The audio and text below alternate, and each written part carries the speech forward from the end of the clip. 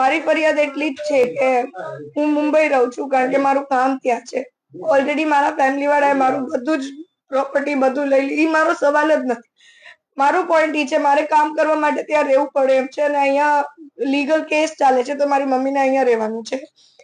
મારા મોટા દાદા છે જસદણના પ્રભારી દિનેશભાઈ અમૃતિયા.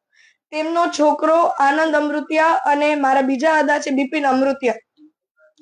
2 દિવસ પહેલા એ મારી મમ્મી માથે હુમલો કરવા આવ્યા રાતના 11 વાગે. એમનું કહેવાનું એમ છે કે આ ઘર ખાલી કરી આપો, પણ એ લોકોએ લીગલ નોટિસ આપવી જોઈએ ને.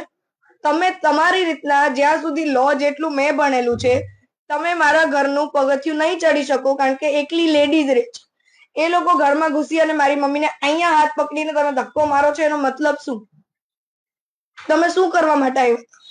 અને મારે સોશિયલ મીડિયાનો સહારો એટલે લેવો પડ્યો.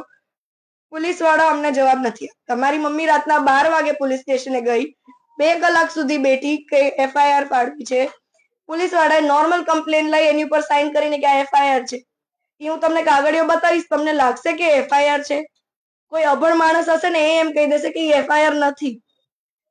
તો મારો કહેવાનો મતલબ એમ છે કે તમે બીજેપીના કાર્યકર્તા છો, મતલબ તમે ગમે એનું મર્ડર કરી નાખશો કે ગમે એને મારી નાખશો, ગમે એને ટોર્ચર કરશો કે ગમે એને ગમે એટલો અત્યાચાર કરશો, તમારી ઉપર કાંઈ એક્શન નહીં લો.